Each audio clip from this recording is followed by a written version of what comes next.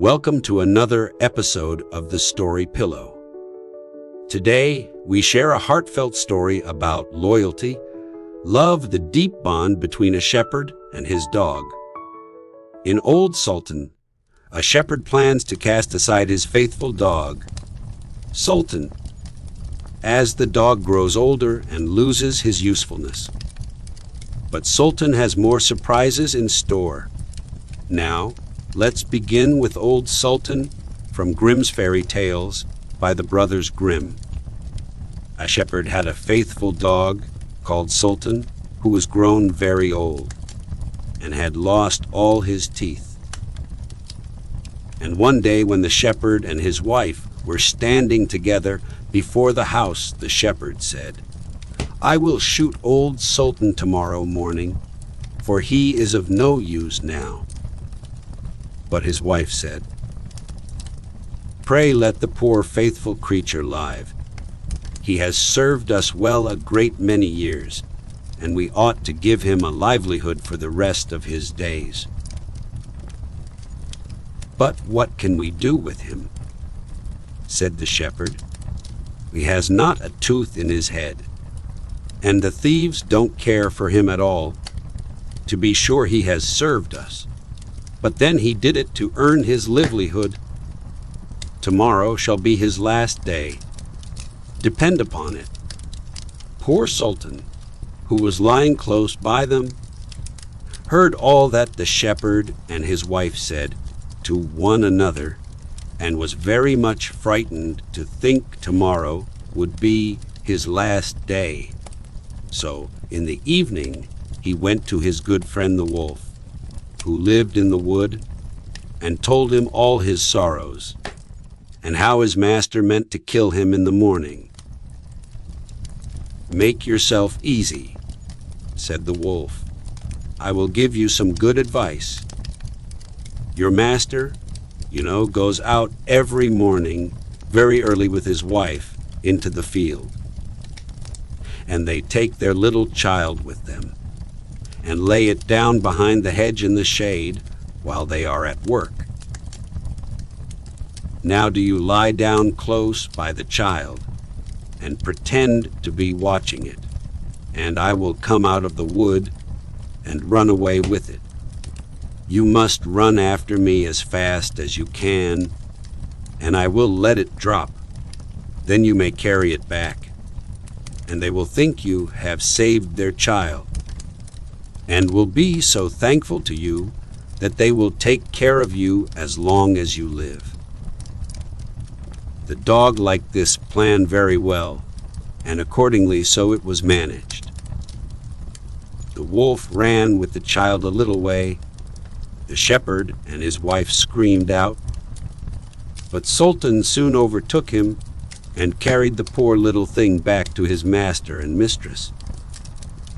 Then the shepherd patted him on the head and said, "Old Sultan has saved our child from the wolf, and therefore he shall live and be well taken care of and have plenty to eat. Wife, go home and give him a good dinner, and let him have my old cushion to sleep on as long as he lives." So from this time forward Sultan had all that he could wish for. Soon afterwards the wolf came and wished him joy, and said, "Now, my good fellow, you must tell no tales, but turn your head the other way when I want to taste one of the old shepherd's fine fat sheep." "No," said the Sultan, "I will be true to my master."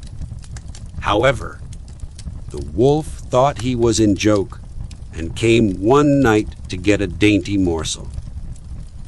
But Sultan had told his master what the wolf meant to do, so he laid wait for him behind the barn door, and when the wolf was busy looking out for a good fat sheep, he had a stout cudgel laid about his back that combed his locks for him finely.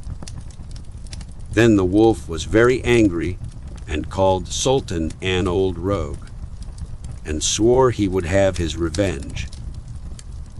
So the next morning the wolf sent the boar to challenge Sultan to come into the wood to fight the matter. Now Sultan had nobody he could ask to be his second, but the shepherd's old three-legged cat. So he took her with him, and as the poor thing limped along with some trouble, she stuck up her tail straight in the air. The wolf and the wild boar were first on the ground, and when they espied their enemies coming, and saw the cat's long tail standing straight in the air,